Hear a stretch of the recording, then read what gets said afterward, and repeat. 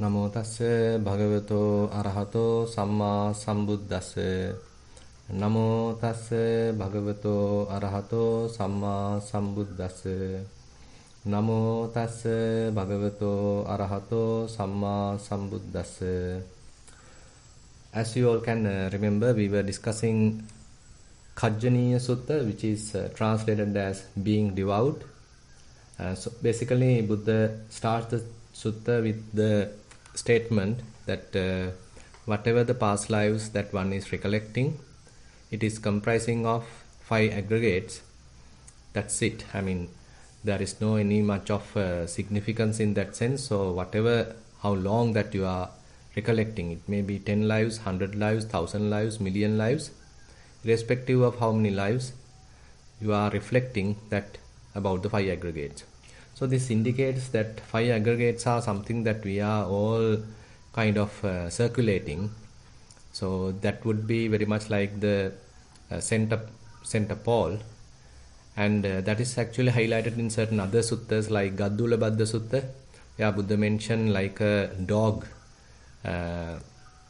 bound to a pole, and he is being sort of restricted by the length of the chain or whatever the rope, and he is simply circulating, simply wandering around that pole, and it is limited to that length of the rope.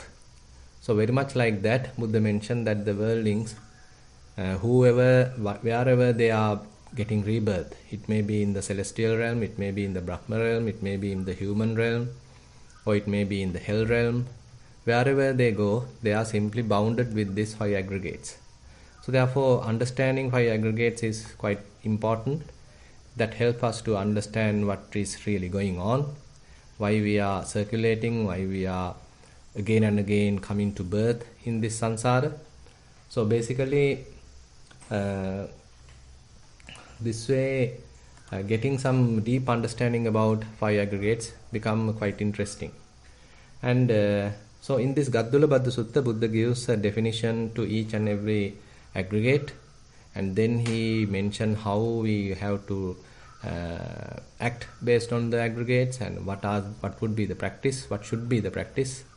So likewise, he is giving various insights which would be fairly interesting and again useful for our own practice.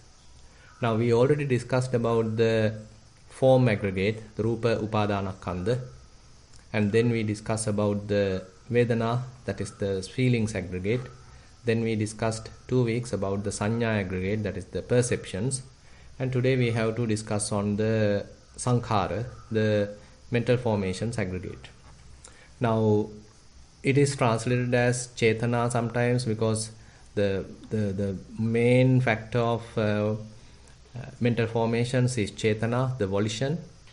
But not only that, there are various other mental states, various other constructions that we commonly consider as volitional formations. So Buddha gave a general definition here for volitional formations in the Khajjaniya Sutta. Why bhikkhus do you call them volitional formations? They construct the conditioned bhikkhus. Therefore, they are called volitional formations. So this is a very general statement which is applicable to each and every aggregate. So volitional formations are responsible for doing constructions, doing all the preparations. So because of that, it is called volitional formations, and in Pali, Sankatang Abhisankaronti iti Bhikkave Tasmat Sankharati Uchchati. So whatever already constructed, now because of this volitional formation, they do further additions, further constructions, further preparations. Whatever we encounter in this whole world is all conditioned, all constructed, already based on various either physical or mental phenomena. And without leaving them as it is, we do our own constructions, we do our own preparations on top of that. So this is a kind of a mental activity that we knowingly or unknowingly do, and therefore that is the reason they are called volitional formations. Now further Buddha elaborate what is the condition that they construct? So that is, they construct condition form as form. So form is already conditioned. It is already, to some extent, it is prepared. Now through mind, whenever we encounter a form, we do further constructions, we do further formations, we do further fabrications. So that is our own part. So that is the task of mental formations. So the sankharas do their own additions, subtractions, multiplications, preparations, value additions or value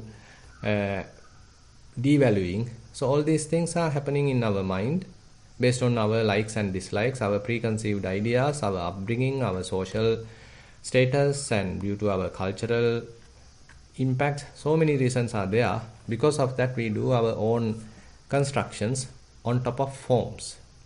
Similarly, on top of feelings, we do further constructions, further preparations. And sanya, on top of sanya, we do further constructions. On top of sankharas, we do further constructions. That is a very interesting point.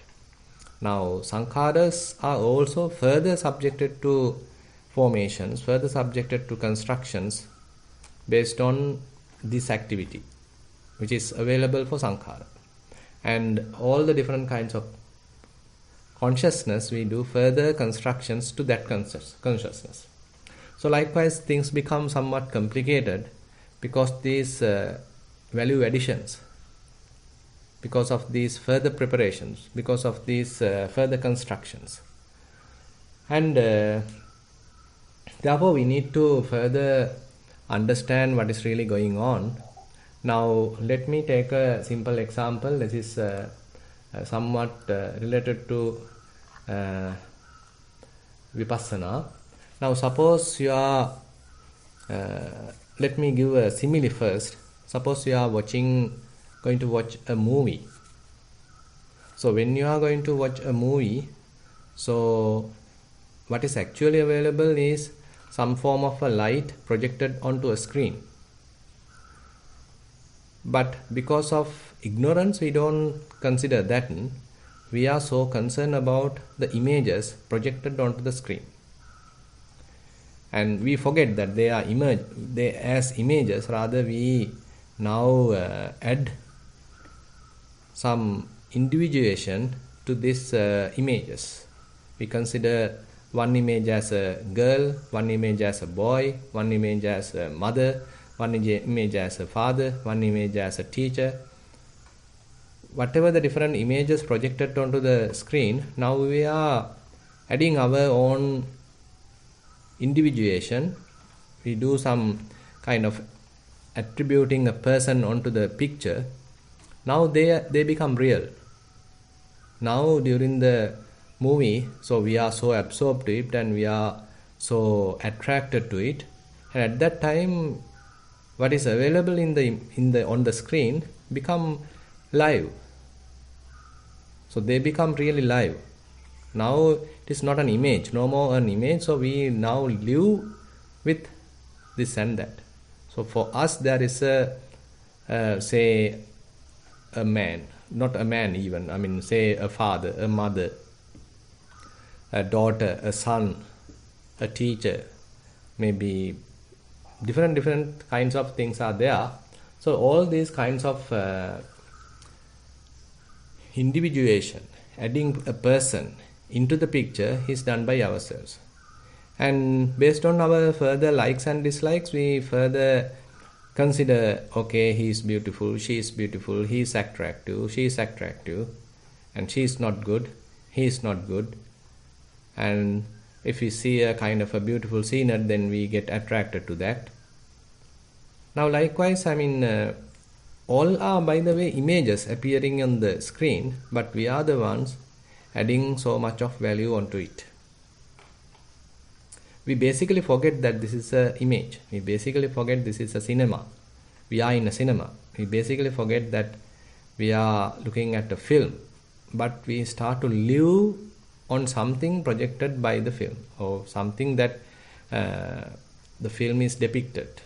now we are living in a different world, entirely different world. Even though we are sitting on a chair and watching a cinema, we forget that totally, and now we are living in an entirely different world. Now this is how things are happening. Now the same thing is true to our mind during the other times. Now we probably think that we are looking at a film, and only at that time we are subjected to that sort of a illusion, that sort of a delusion. But according to the Dhamma, we can say, so even during the other times where we think that things are very real, so those also have some unreal characteristics, those also have some deluded characteristics, illusionary characteristics are there. So what we see is not exactly what is there. So because of why we are looking at, that is why we are seeing. So these are very interesting areas to reflect, interesting areas to some sort of doing kind of a research. So whenever we purposely look at something, that is why we see it. If we are not looking at that, then we don't even see it. So there's a very beautiful simile given by Katukurunde Jnanananda Mahathero. So he say a dog is going on a kind of a bridge. So it is a very narrow bridge, maybe using say prepared by a log, and assume that this dog is going crossing the river or crossing the whatever water stream. While it is at the middle, suppose that it is looking at the water. So at that time, probably it can see the reflection. It can see its own image, because it is peeping onto the water, and now it can see its own image. But it don't have the understanding that this is a reflection. Now we externally may understand that this is a reflection, but it don't have that understanding. So what happens is that it basically think, so there's another dog inside. There's another dog inside this water. So if it is getting attracted, probably it may wag the tail. And on the other hand, if it is little bit angry about it, then probably it may growl, even bark, because there's another dog inside water. Now it fails to see that this is a reflection. Now whatever the way that it perceives is depending on its own ignorance, and now there may be a kind of an affection if it likes it, or if it doesn't like it, then there could be an anger. By the way, interesting point is, because this dog is looking at the water, that is why it basically see the image. But if it doesn't look at the water, then there is no image even. But the perception that the dog has is that even if I am not looking at it, there is a dog inside water. And therefore, so we have a wrong understanding that even when we don't look at something, that they are there. Suppose now that you are at home, or you are listening to Dhamma, but you may think, okay, at office there are people. Maybe in Sri Lanka there are people. In the US there are people. And I mean, convention it is true. So even though we don't see them, now suppose that your parents, suppose they are living far away, and probably you are having the perception, okay, they are there living at a particular other place, and they are living and they are there. So convention it is true. But on the other hand, so it is a kind of an image appearing in our mind. We can precisely say it very much like a Namarupa appearing in our consciousness, but we ignorantly attribute a person onto it, and we consider, okay, this is my mom, this is my father, this is my children, whatever it is, and we take it as true. So likewise, so formations have a great impact coming from the ignorance. Avijja paccaya sankhara. So because of ignorance that we continue to do all these constructions. Because of ignorance we do all these preparations. Because of ignorance we do a lot of additions, subtractions, multiplications and all these fabrications. So in case there is no ignorance, then there can't be any further formations. There can't be any further fabrications. There can't be any further preparations. We simply perceive whatever it is as it is, without further additions, without further subtractions, without adding our own value judgments. So we may perceive things as it is. Now, interesting point, another point is that because of ignorance we do various preparations, various constructions, fabrications, and that cause a lot of either suffering or either happiness. Now, in order to discuss that in detail, I like to make use of another interesting sutta, which is available in the numerical discourses.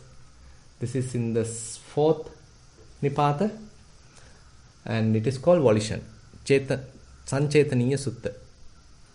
So now here Buddha discuss in detail about how one may go through happiness and unhappiness because of this sankharas. Now first he mentioned that because of the ignorance there is a body. Because of ignorance there are languages, words, or basically verbal volitional activity. Because of ignorance there is a mind. Now let us go through one by one so that we can understand. So when we have some form of ignorance, in precise terms, when we have sakkaya ditthi, we consider that this body is one unit.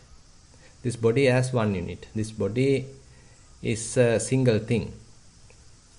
We forget that it constructed with so many components and it is with different elements, that we all forget that. For us, so this is my body. And we consider it as my body, it is one unit. It is kind of a compact unit. And now suppose that you encounter kind of a situation where your body is subjected to some sort of an illness. Now, so you call it as I am sick now, I am ill now. But even we don't consider this is the body now got ill, rather we interpret that I got sick. Now immediately that means we have a kind of an inherent kind of a belief that this body is I. We take it so strongly as this body is nothing other than I. This is myself. So I am sick. But actually what happened is that the body is sick. But now I consider it as I am sick. That is how we communicate. That is how others may understand. But internally, psychologically, so what I perceive is that I am sick.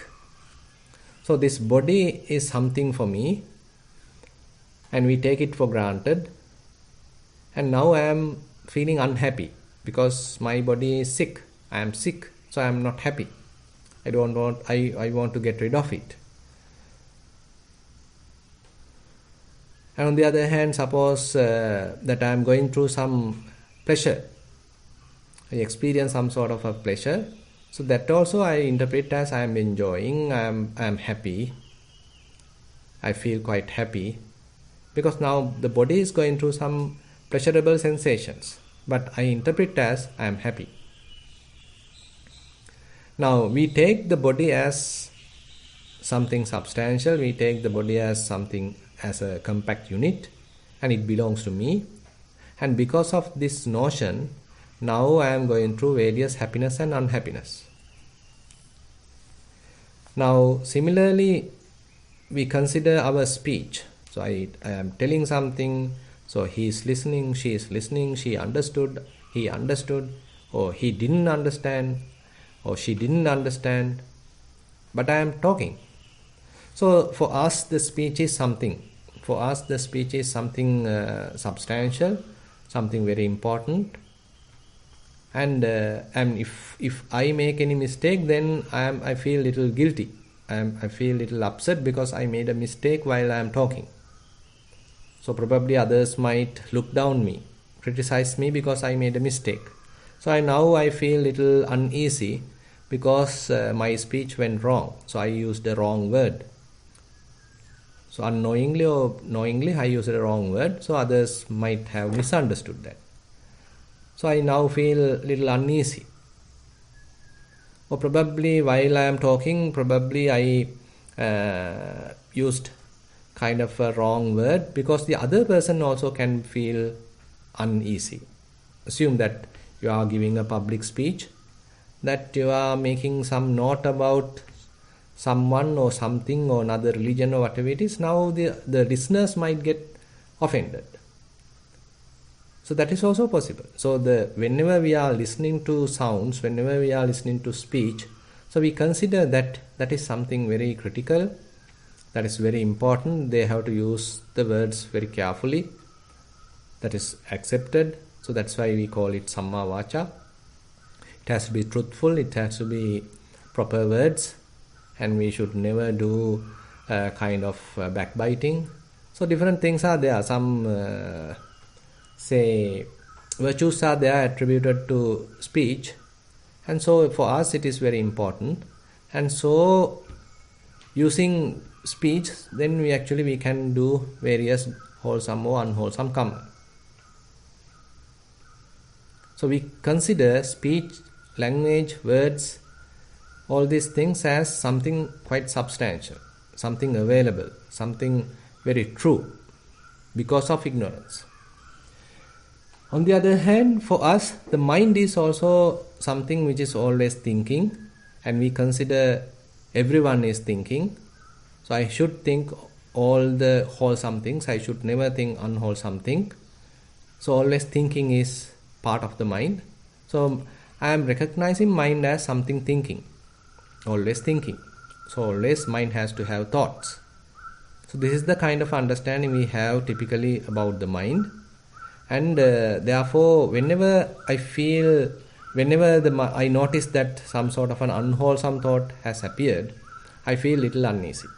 And probably I consider it very important, and probably I may act upon it, and then I do even wrong thing, wrong bodily activity, or maybe I use wrong words, so it becomes a wrong verbal activity.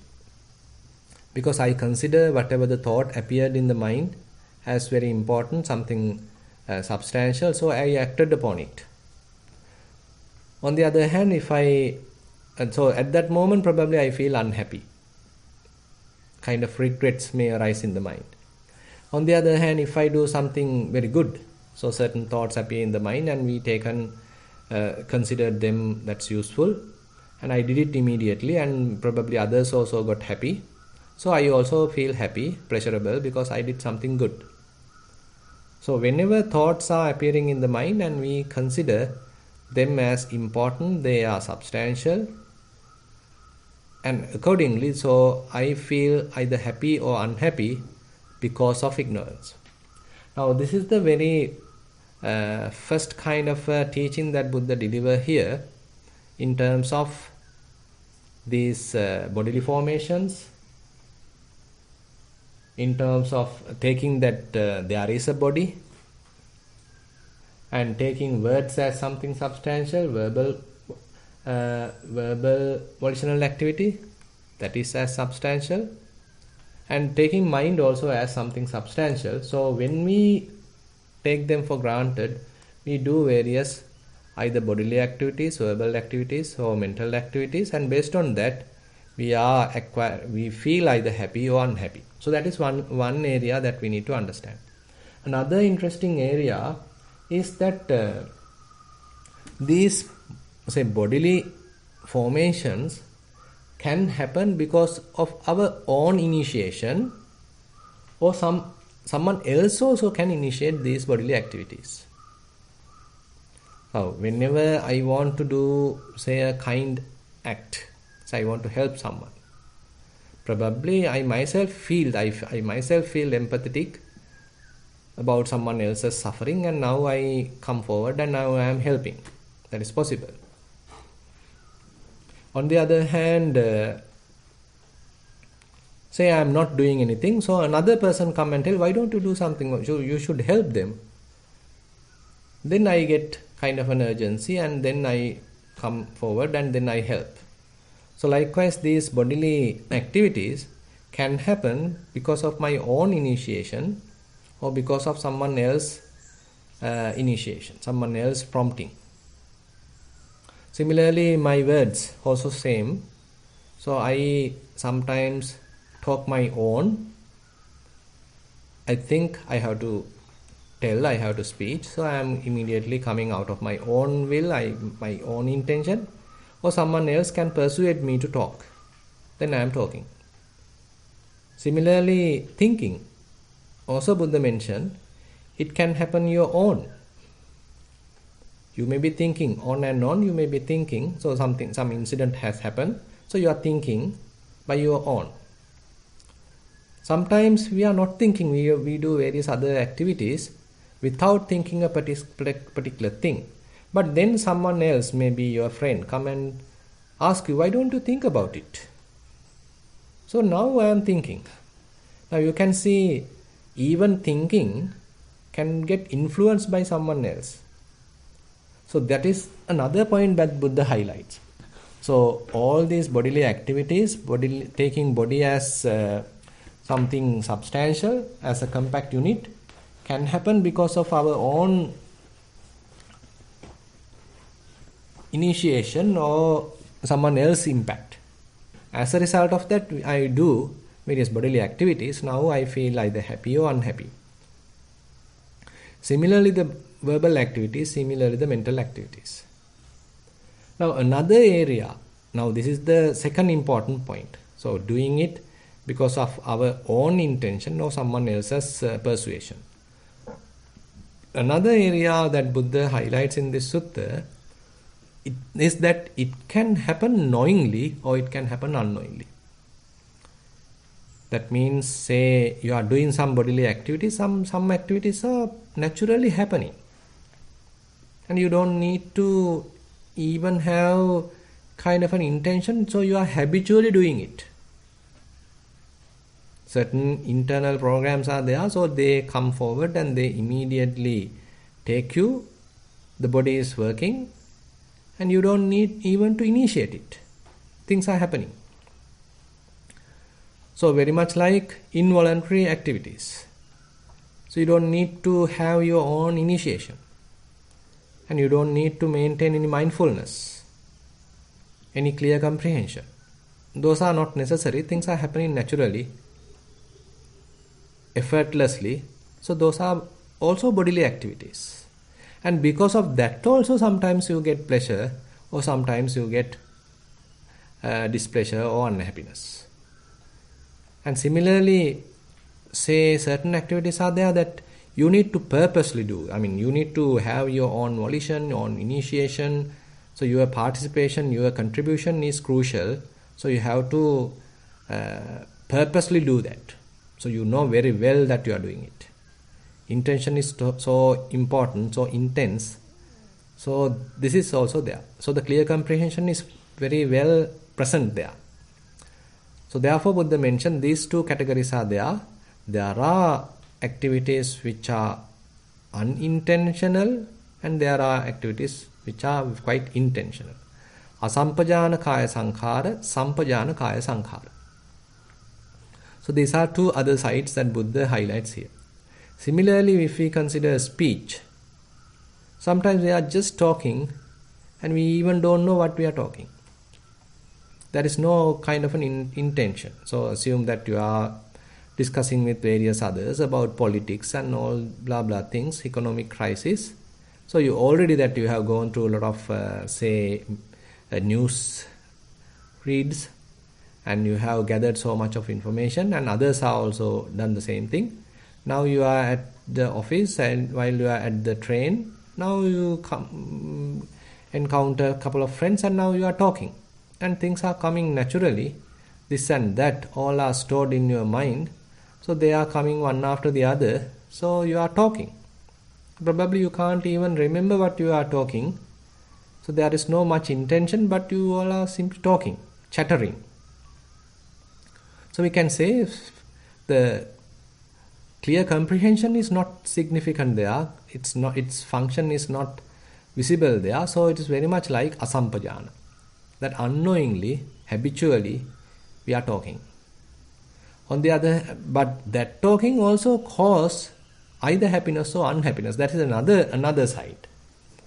Even though we are unintentionally doing it, even though we are habitually doing it, effortlessly doing it, but there is a result. Either we may go through happiness, or either we may go through unhappiness. So that product is available, that result is available, irrespective of either we do it volitionally or unintentionally. Now the other side is that we speak volitionally. Now suppose at the moment, right now, say I am supposed to deliver a Dhamma talk. Now I am intentionally doing it. I have gathered some information, I have prepared, you all are listening, so I am intentionally, purposely, with clear comprehension, with understanding, now I am delivering a speech. I am delivering a Dhamma sermon. So probably because of this, suppose that I feel happy. So if I can't do it properly, or you misunderstood, or I misunderstood and I delivered something wrong, then probably I can be unhappy. That's also possible. That means with respect to speech, even when I do some intentional, purposeful, with clear comprehension, either I can be happy or either I can be unhappy.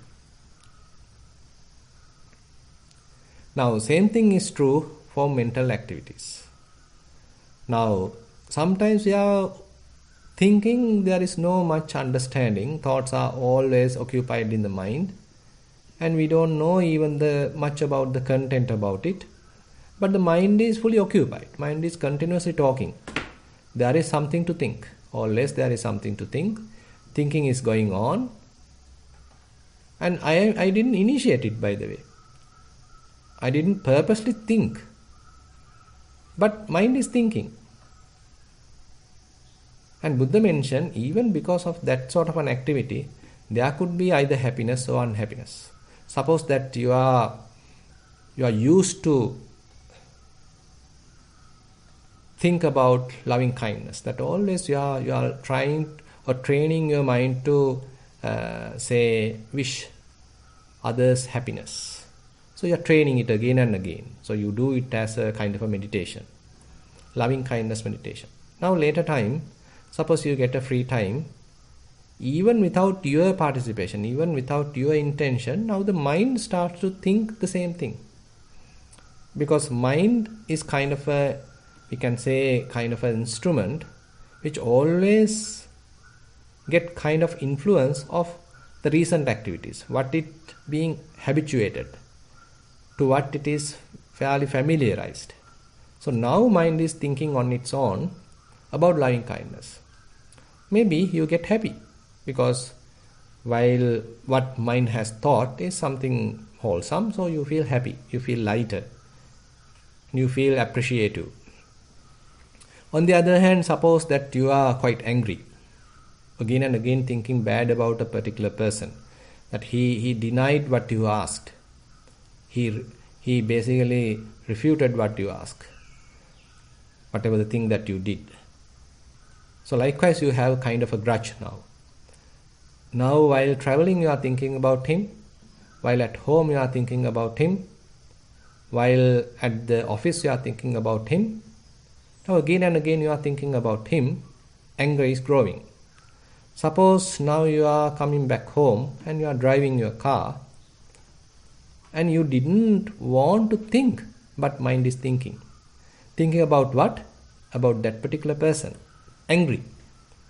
So either without your participation, without your own initiation, now mind is thinking about that particular person and you feel angry. So you feel unhappy. So the unhappiness is possible because of this unintentional thinking.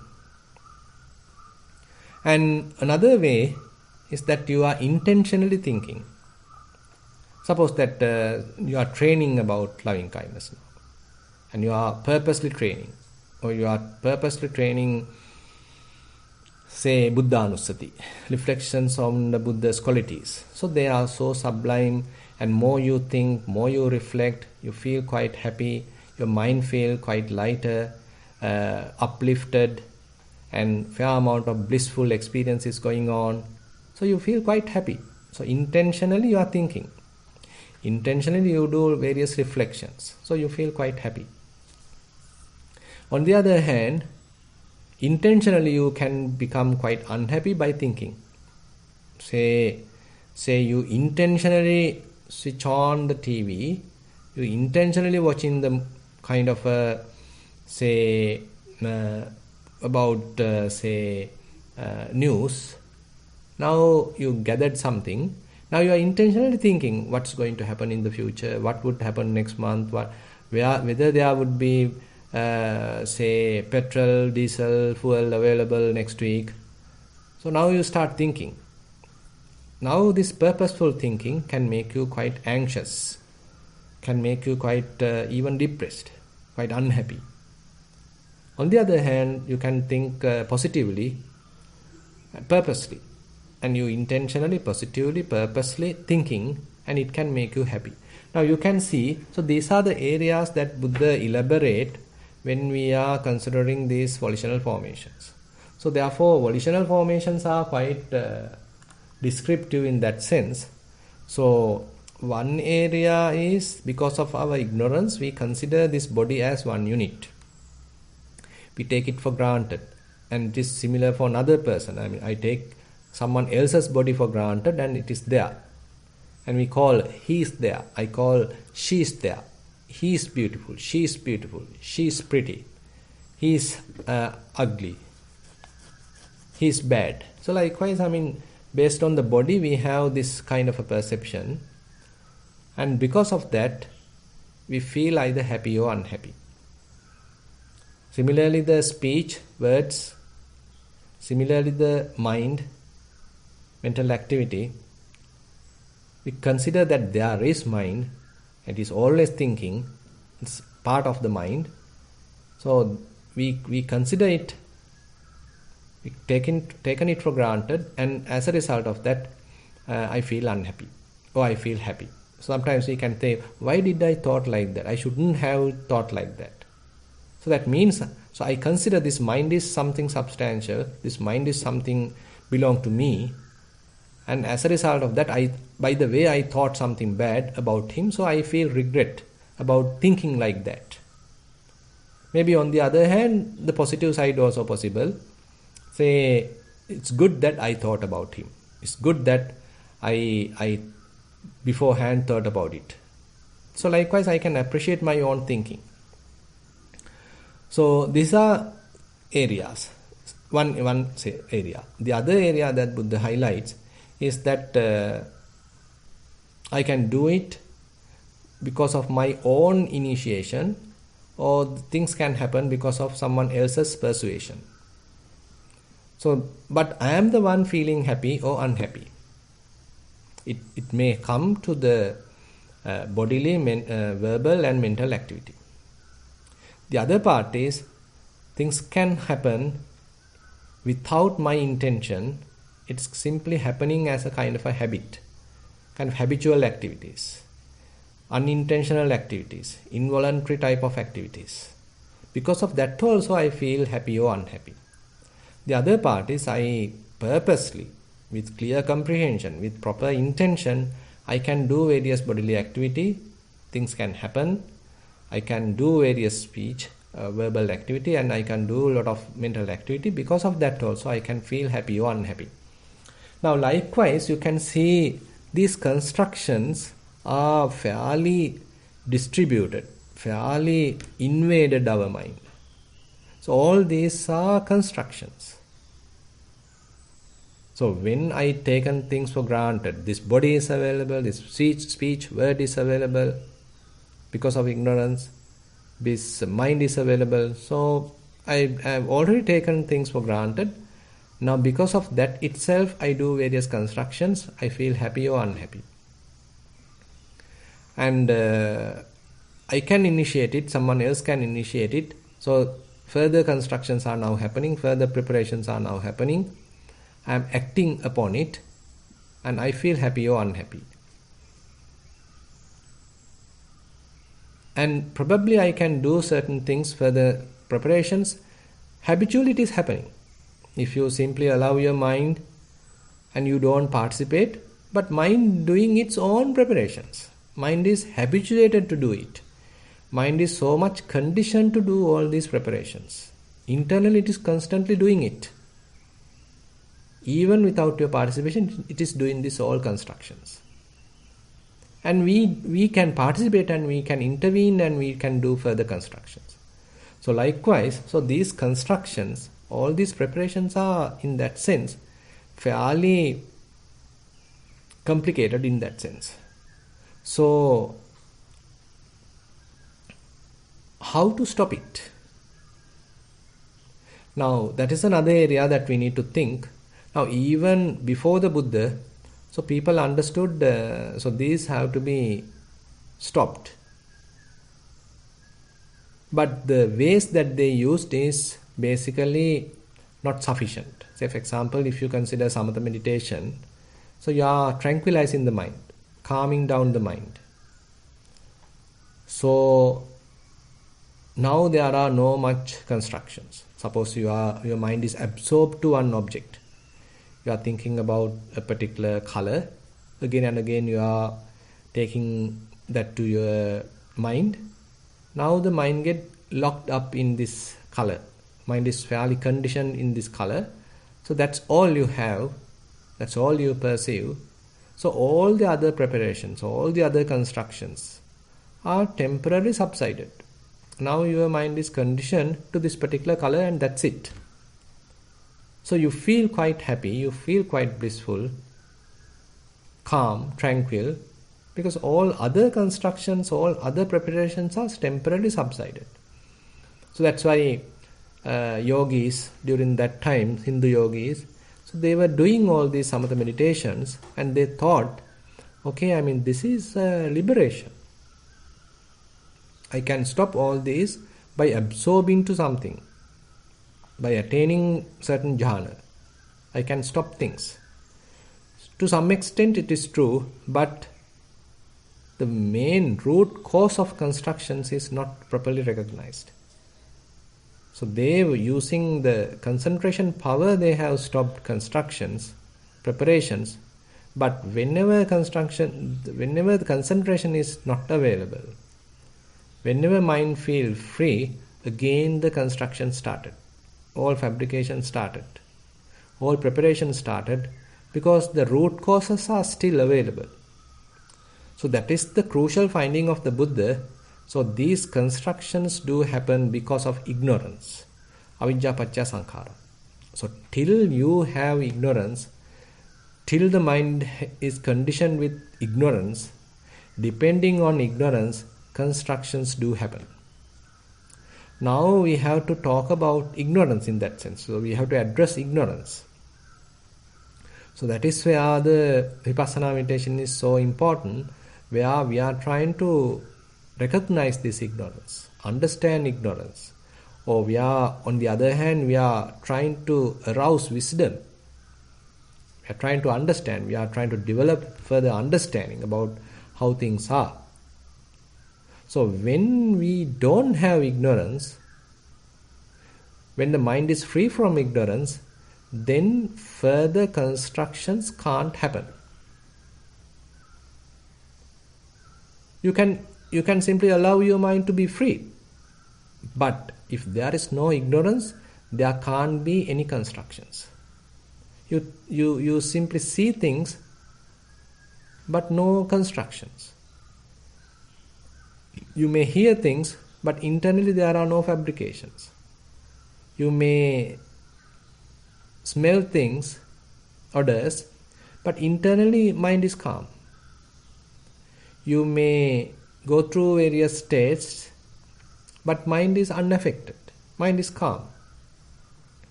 Your body may go through various sensations, pleasurable, painful, neutral, but mind is unaffected. Mind is calm. Mind doesn't involve with constructions, preparations. Mind could maintain its internal silence, inner silence. And mind can encounter certain thoughts. But on top of thoughts, on those thoughts, there are no further additions. There are no further thinking. Thoughts come and go, that's it. Mind remains calm. Because ignorance is eliminated. Now this is very interesting phenomena. Possible only when the mind is equipped with wisdom. Mind is strengthened with wisdom. Mind is fairly illuminated with wisdom. So therefore wisdom is very crucial. Now that is why we are so much talking about Vipassana meditation and various techniques in order to remove ignorance and to strengthen wisdom. So that's why Buddha again and again mentioned, so try be heedful about developing wisdom. Don't be sort of heedless, rather be heedful about developing wisdom.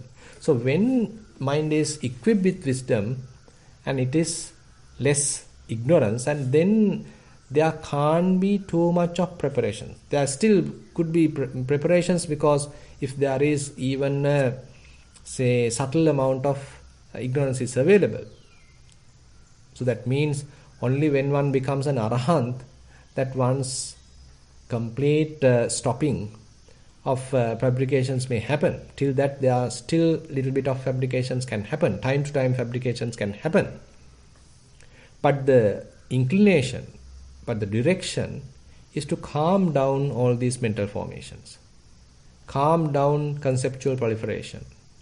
Calm down too much thinking, obsessive thinking, excessive thinking. So thinking actually represents in that sense, that sense, fair amount of ignorance available in our mind. Say, if I am thinking too much, that indicates that internally my mind is affected by a fair amount of ignorance. That's why too much preparation is going on. But on the other hand, assume that there is subject that you need to think. You are knowingly thinking.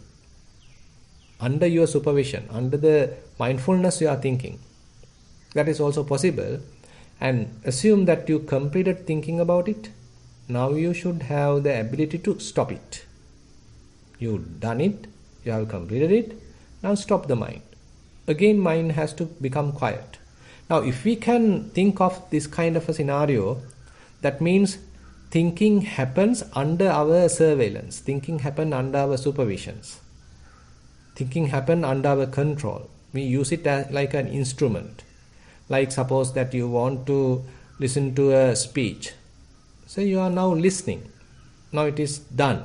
You already listened to it. Now you assume that you are switching off the computer. Now you are stop that. So there is nothing to listen now. So you feel quiet. Similarly, so if we can use our mind faculty, when it is necessary I am using it. When it is not necessary I am not using it, rather keeping the mind quiet. So these are very interesting areas that we can think of. We can direct our practice so that volitional formations are not much influence in the mind. Volitional formations are not eating our mind. Volitional formations are not really have great impact on our mind. So that is why Buddha again and again highlights in this Khajjaniya Sutta, so long these volitional formations have intruded my mind, invaded my mind, devoured my mind. But now you are behaving in such a manner that you are not allowing volitional formations to intrude, eat or devour your mind, rather you are dismantling them. Does not building them up. You are dismantling volitional formations. Similarly, you are abandoning them. you are not clinging to volitional formations. You are scattering them, not amassing them. And you are extinguishing volitional formations, you are not kindling them. So you can see, so Buddha's teaching, in that sense, quite matching. So these volitional formations are constantly occupied the mind. Now you are trying to abandon them. You are trying to extinguish them. You are trying to dismantle them. You are trying to abandon them. So that mind become calm, mind become tranquil, mind become free from inner chatter, mind become free from thinking.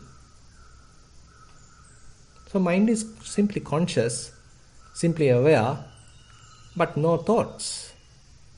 So inner silence is something available. So if one is able to touch this inner silence, then kind of a paradigm shift happen. So he may understand, okay, this kind of a calmness, tranquility, this kind of inner silence, stillness is available. Previously I thought, okay, mind is nothing but thinking. It's a kind of a thinking machine.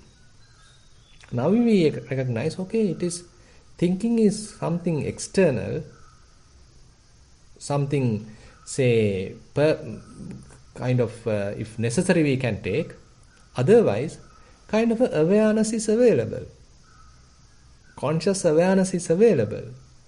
Conscious awareness does not need thinking. It is not compulsory to have thinking for this conscious awareness.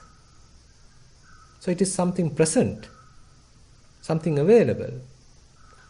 So in that sense we are coming to the calming down of mental formations. Sabba sankhara samatha. So all the mental formations are now calmed down.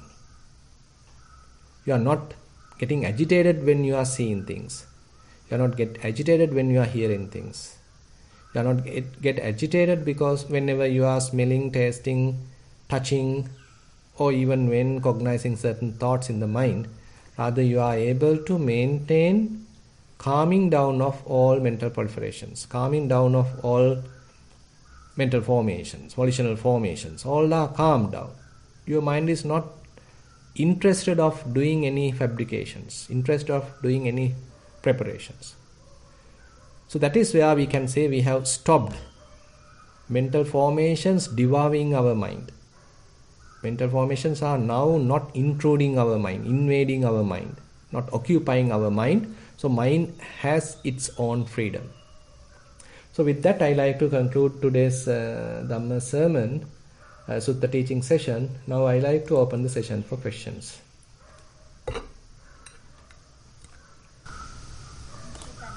Sadhu, sadhu, sadhu.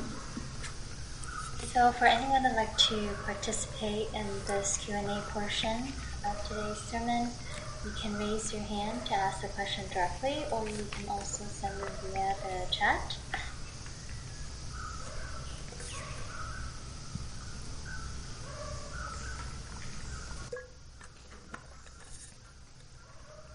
Good. Everybody has stopped preparations. No fabrications. All volitions have stopped. Yeah. Everything stopped. No fabrications. As you said that, here comes all the questions. Okay, I'd like to invite the first person to ask the question. Ria? Yeah. Thank you, Jennifer. Bhante, I'm reading The Power of Now by Eckhart Tolle these days. Uh-huh. And a lot of things that we discuss are mentioned there. And but he does not mention mindfulness. He always mentions consciousness. Mm-hmm. So the consciousness means when, as I understand, it means when the mind is free from thinking, just awareness. But the mindfulness means we are thinking wisely with wisdom. Is that correct? His terminology seems, different from the way that we explain or with the Buddhist terminology. So mindfulness, you can have mindfulness to something existing. Say for example, when there is bodily activity, you can be mindful. Say you are talking, you can be mindful. You are listening, you can be mindful. Or you are, say, walking, you can be mindful. You are breathing, you can be mindful. So that way we can say, okay, mindfulness is there with some activity. But on the other hand, say there are thoughts in the mind, and you can be mindful about that. But the interesting point is, you can be mindful even without an object. Suppose that there is no thoughts at all. You can simply be aware of it. And we sometimes use the term awareness in English rather than using mindfulness. But I mean, no harm even using the term mindfulness, because mindfulness either can have object or either don't need to have an object. So, but initially we need to have an object, because we are trying to avoid distractions and our mind get focused onto something. So therefore our mind, we are being mindful on that onto which that we have focused. We are using it as a mechanism to minimize distractions. But later we develop not only mindfulness, clear comprehension, wisdom, insights, all these things. And later mind give up, abandon, let go of all these objects. Now mind become free from any objects, but still it maintain mindfulness. It is conscious, as he mentioned, so it is conscious. So, I mean, different terminologies we can use, but we can say it's very much like the same experience. So ultimately, even without any object, so the mind can be conscious, mind can be aware. So that consciousness is available. So that kind of conscious awareness is available, and it is not something that I created, that it is not something that I prepared. It is a kind of an inherent quality of the mind.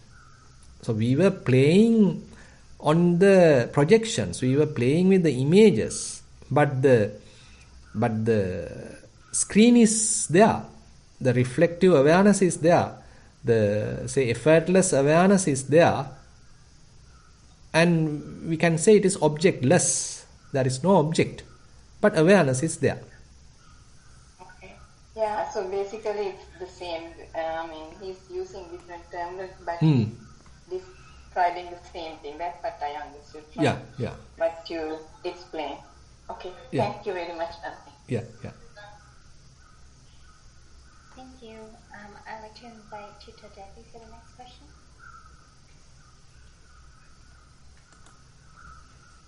Thank you, Jennifer.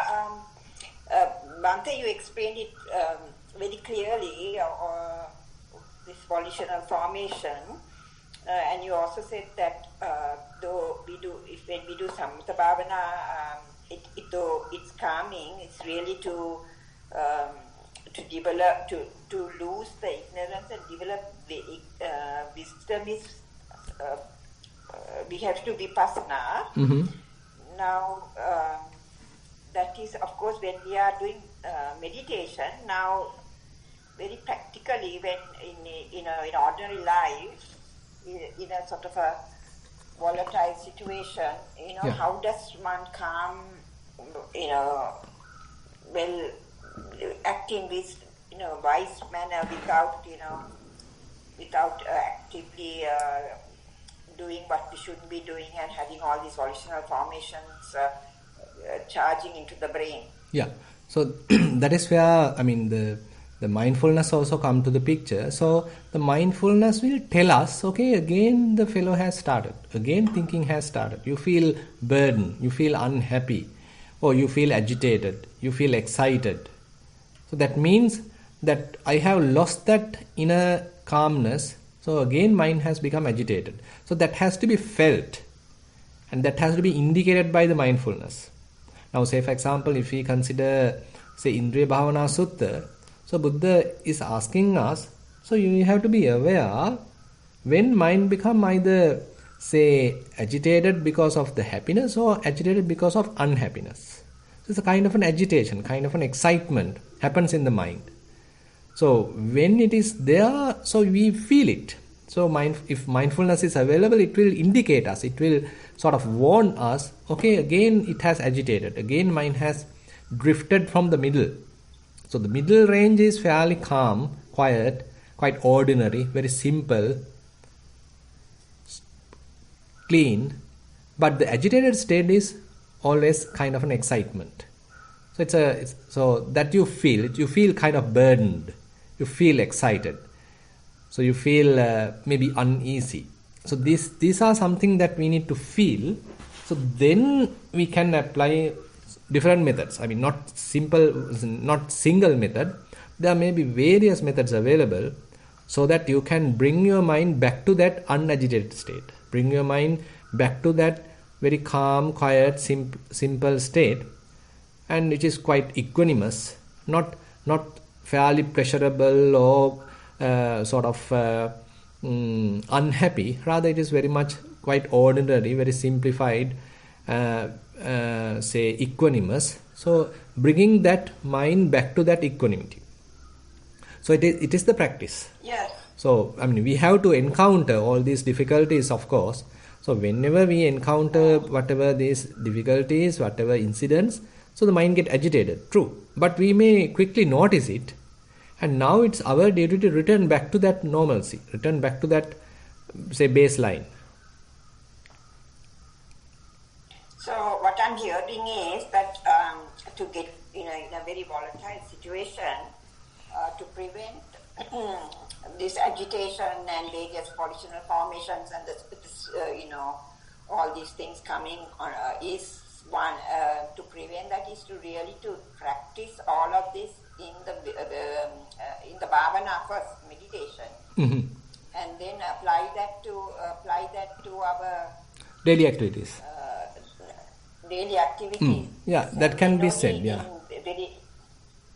So it is a practice. Then we have to be mindful, and then we have to have some samatha bhavana and the vipassana. We have to really develop that to be able to have a calm mind in these situations. Yeah. So as you said, would that be right? Correct. That's why I mean, say for example, you are able to calm down all mental proliferations during the sitting session at first, for example. Yes. Now you are familiarizing with it again and again, yet you are able to do it, and now you feel confident, and now you are trying to do the same thing while walking. But it could be difficult because now your eyes are open and you have to walk. Yes. And maybe others are also around you, maybe various sounds also happen, but now you are doing kind of an exercise, kind of a training. Even among all these sort of difficulties, you are calming down mental proliferations, you are calming down preparations. Now suppose you succeed there. Suppose you are going to the supermarket. How about applying the same practice there? Now various things are there, things are very colorful, very attractive, and so much of people are there, and you have to go to the cashier, and many things are there. How about maintaining a calm mind? How about maintaining inner silence while at the supermarket? Could be difficult. But that is where we have to season the mind. We have to go to those situations in order to see when I am going wrong, when I can't practice, when I can't maintain, when can I maintain the status. Maybe while at your home, at your meditation room, definitely you can do it. But how about the other places? Yes. How about the other places? I think also the difficulty is when there is an aggressive person on the other side, or maybe it's the cashier in the supermarket, whoever.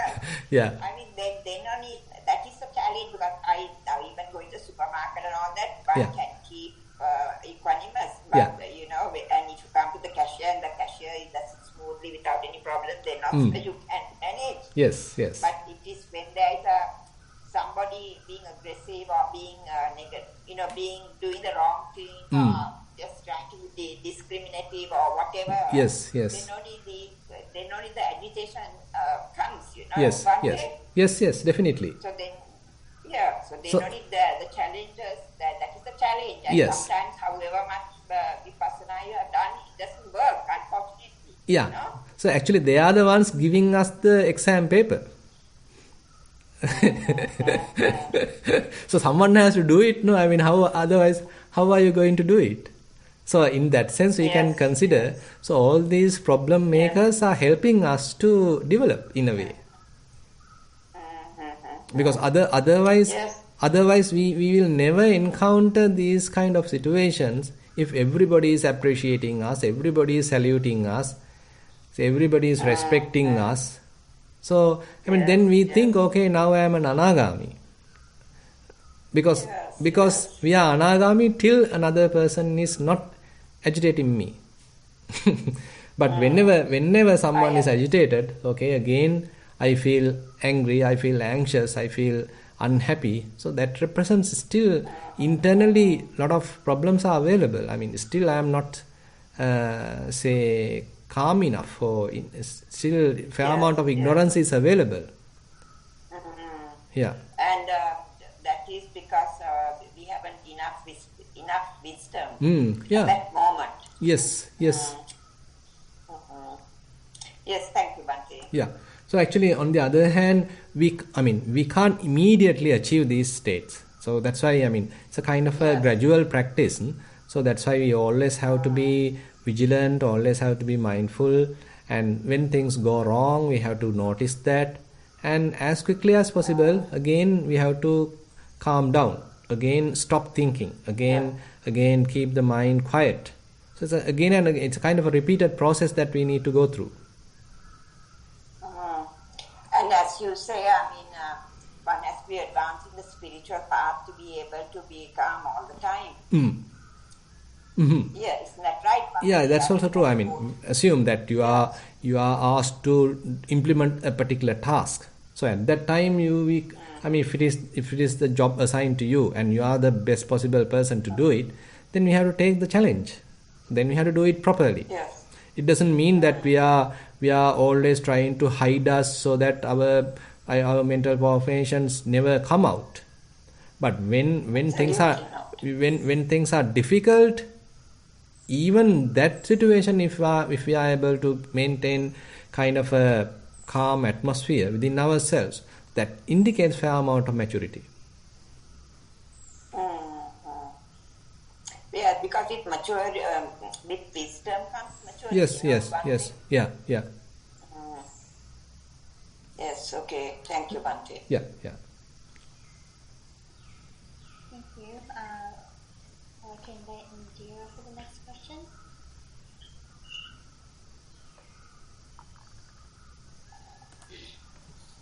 I have a very practical but a silly question, Bhante. Excuse me. Because when I go for a walk in the morning, I see this gentleman. I meet this gentleman and I say good morning and he was official. And he's a nice gentleman. But what comes to my mind at once is that he didn't treat his wife well. I have nothing to do with it, but but it comes to my mind, like I always think, how does it matter to me or nothing? But, that it's very silly that it comes to my mind. So has it impacted? Is it because I think like every gentleman should treat their wives properly, or like what is it in my mind? I don't know, I'm sorry, but... Yeah, I think it is, in a way, kind of a proliferation, because, I am adding too much onto the picture. My own judgments, I have a kind of a preconceived idea that he didn't properly treated his wife well. So that with that kind of a preconceived idea, now I am meeting him. So even when he is all right with you, I have kind of a bad impression about him. So this is where that we need to properly understand. So this part that we have added from our side is part of perception we have, and that comes under the sanya aggregate. And the other part is that we do these fabrications, constructions, that comes under the sanskara aggregate. So this is what we need to properly analyze, and if we understand this our own addition, then we can leave it aside. If we understand our own perception, then we can leave it aside rather than victimize to it. So that's why we need to practice. So now we are abandoning it. Now I have a perception, so I'm holding kind of a view about this person. I heard that he is not treating his wife properly, so I have heard this. So now based on that I have a perception about him. Now I am dividing it to the pieces. So this comes under perception aggregate, this comes under sanskara aggregate. So let me clarify my mind, let me cleanse my mind from these two rather than holding it into the mind. So whenever next time I feel kind of this sort of perception, so let go of that rather than accumulating, rather than strengthening it.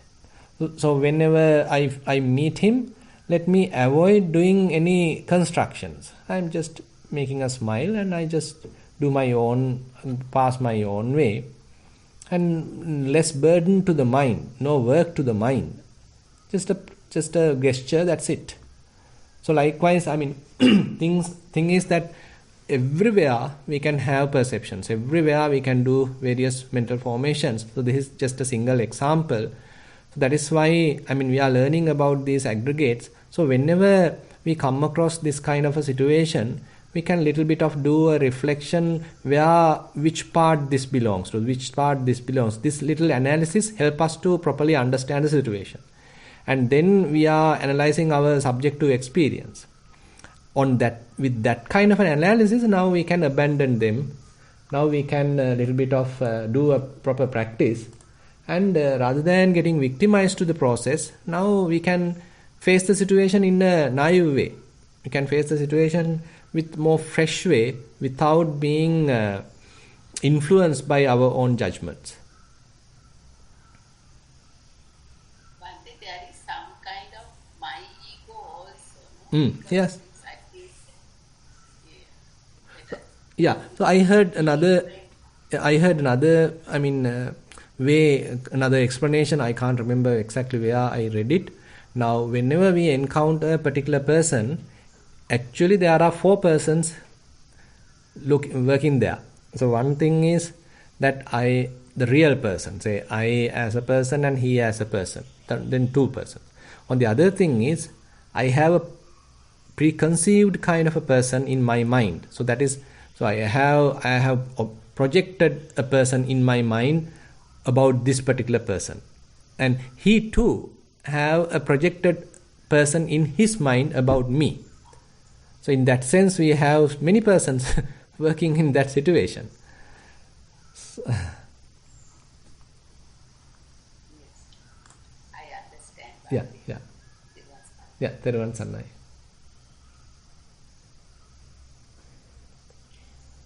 Thank you. I'd like to invite Mahisha for the next question. Thanks, Jennifer and Svante. Today's discussion is really helpful for me because I actually are experiencing some situations like similar to the discussion we had today. So if I say like, I always try to check my mind. Now it becomes a habit. Unless, when I'm not working for my living, all the other times I try to figure out, okay, where this fellow gone, where it's hanging now, and what it's doing now, like that. Having said so, sometimes, especially when dealing with other parties, maybe family members, maybe people I associate, sometimes certain things that when they say with anger or aggression, again, that moments also, I check, okay, now I'm going to get into a trap. What should I do? But I think, signals comes to me like that, but in a second that it all goes sometimes, and then I get into the trap. And then I reply, or I, think differently, trying to figure out, okay, next, what I'm going to say next, like that. So in other words, I'm tangling with that situation. Sometimes I get the awareness, okay, this is it. Now you're going to get into trouble because now your mind is going to, agitate. So let's focus on the breath, or whatever the most, close thing that I can look at in my body. So sometimes I get the sensation, sometimes I get the heat. I can feel the heat comes because other party is aggressive, so my body is trying to get ready to react to it.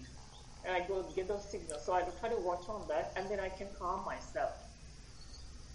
But 50-50, it is like sometimes it's successful, sometimes it's not. Still knowing, okay, you are now in trouble, still my mind going and trapping it. Sometimes after, tangle with it, so I reply. A couple of times I exchange words with the other party, and then I realize, okay, you should stop now. You have gone so far. I told you not to tangle, but you tangle now. You should stop now. And then I stop, and then I walk away. Or I move on with whatever, or I just face it. I keep quiet and looking at that person's eyes. And then, so like that, there are situations that I can actually win, I would say. So when something like winning, I feel like, oh yeah, you have done really well. Now you manage to control yourself and you are right in the path. Like that, I get the satisfaction. And at times when I fail, I feel like, oh, stupid. What idiotic thing you did. Why you did it like that? So like that, I blame to myself. And then that blaming goes for some time, and I actually cannot comprehend myself why I'm doing all those. And then at the end I think, oh, why you are blaming yourself? Can't you remember that Bhante always say you don't have to blame yourself? It's like that. And that's the stage where I am, and sometimes I get very frustrated because of that. And today's discussion, actually, I felt, it's really good, and I felt like, okay, it happens to people. And I think at the end of your, Dhamma talk, what I felt was, I should do more vipassana, probably then I develop more to quickly understand what the other party is doing, and in what kind of a way that I have to behave. Because sometimes when I'm silent or when I'm withdrawing myself, thinking, okay, this is it, you have to step down, and the other party getting more aggressive because they know that now I change myself, and they know that I'm going to get hibernated, and then they raise their voice. Too much of things comes up. Sometimes I lose. That's the point, I'm losing.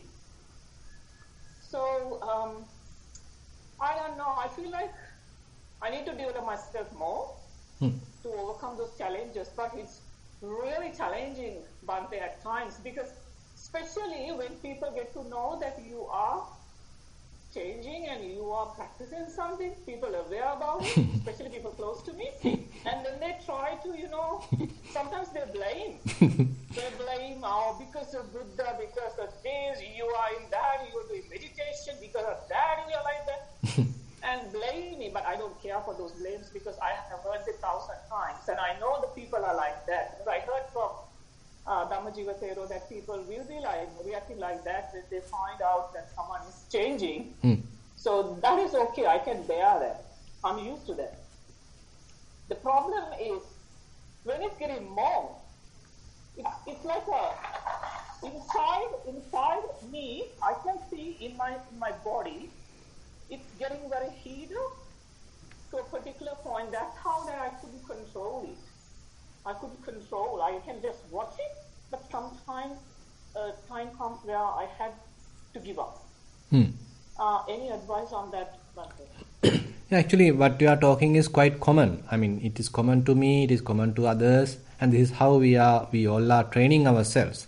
So always we feel that sometimes we feel offended, sometimes we feel that I am being neglected, I am being looked down, or sometimes I feel praised. So whenever we go through all these different incidents, so the second thought appearing, maybe later time, that again and again thoughts are popping up, and they are trying to prove that you did well, you did bad, you did wrong, and all these things. And this is the time that mind making is happening. This is the time I need to notice maybe during the incident I tackled it properly. Either it is properly or improperly I tackled it. At that time, I don't know, there may be instant eye making, mind making happens. But more strongly eye making, mind making happens later time when you are sort of reflecting about that incident. So many thoughts are appearing, trying to prove that you were there, you did well, you did wrong, or you did bad. So this is where strongly our ignorance is trying to sort of cheat us, telling that there is a person, there is someone, there is some kind of an individual. So that place we need to minimize. So this kind of inner chatter now we need to minimize. So this is what we need to properly notice. So this is exactly where eye making, mind making happens pretty strongly. So when we did something, after some time there is this reflective thoughts going on, kind of a second thought going on. That has to be minimized. So when we did something, that's it, done. How about keeping the mind quiet? There may be thoughts coming, but I am not approving them. I am just laughing them. I am just laughing at them without approving them. Now I am just laughing at them and seeing, you see, it's trying to make a self. It's trying to make an individual. I am trying to now minimize that individuation. I am trying to minimize that self-making, eye-making, mind-making, and keep the mind quiet. If I did something wrong, maybe later time I can go and sort of apologize. That is fair enough. That is much better than thinking too much. Because this too much mental proliferation is taking us to all sorts of unnecessary burden, unnecessary agitation. Rather, it is better to take an action then. Now, suppose I did something wrong, I couldn't control myself, and later maybe thoughts are appearing, okay, you did wrong, blah, blah. And rather than promoting it, I better approach the person, become humble and apologize. That's much better, and keep your mind quiet. And suppose that you did really something marvelous, really good, very wholesome. And you don't need to have a second thought. For what? Now suppose that I did a very good Dhamma sermon. Now later time, okay, now mind is trying to appreciate it. Okay, you take this sermon, you take that sermon, you take this example, you take that example, people appreciated that. So again and again, if mind is trying to do that, so that means eye making, that means mind making. Even though it's a wholesome deed, it is trying to prove that there is a person. So this is what we need to minimize. Okay, yeah. It's a practice. So that is why, it's a practice. So we can't do it immediately, but slowly we need to understand. At a time, yeah. So at a time when I, got the sense, okay, this is happening, and this is it, this is what I have to do. What I'm trying to do is simply to avoid or to suppress it. Rather than, many options are there. Yeah, many options are there. So as you mentioned, probably you can put your attention back to the body. So that's a kind of a diverting your attention so that, you are not promoting that thinking. So that is one option, no harm. But another option is simply looking at it, looking at your own mind and laugh at it and see how this fellow is trying to view these different kinds of thoughts. Why, kind of an ignorance trying to cheat me. And you can look at it directly and see that. That's another approach. Different approaches are there, not just one approach, many approaches are there. Whatever suitable, whatever came to your mind at that time, maybe you are free to use. Important thing is how quickly you are coming back, how quickly you are calming down. Minimize mental proliferation. Again, keeping the mind quiet.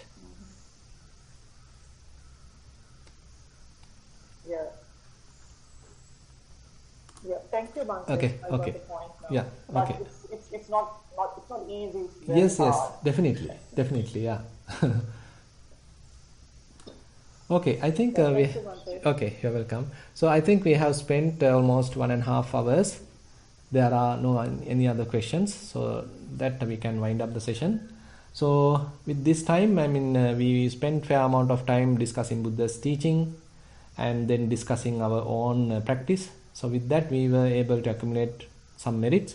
We share these merits with all the celestial beings, all the past devil relatives, and whoever in need of merits. Let's wish these merits help us also to attain path fruition, Nibbana. While keeping these good wishes in our mind, let's recite the traditional verses. Ettavata hehi sambatang punya sampadang sabbe deva anumodantu sabba sampatti siddhya.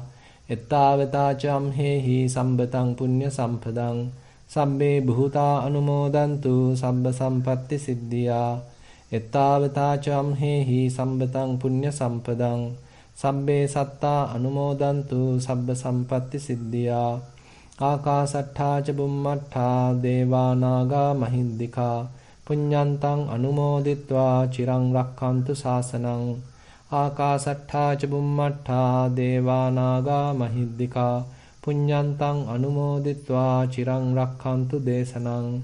Akasattha ca bummattha deva naga mahiddika punyantang anumoditva chirang rakkantu mamparang. Idang vo ñātīnaṃ hotu sukitā hontu ñātayo. Idang vo ñātīnaṃ hotu sukitā hontu ñātayo. Idang vo ñātīnaṃ hotu sukitā hontu ñātayo. Imina punya kammena māme bāla samāgamo satang samāgamo hotu yāva nibbāna pattiyā. Imina punya kammena māme bāla samāgamo satang samāgamo hotu yāva nibbāna pattiyā. Imina punya kammena māme bāla samāgamo satang samāgamo hotu yāva nibbāna pattiyā. Sadhu, sadhu, sadhu.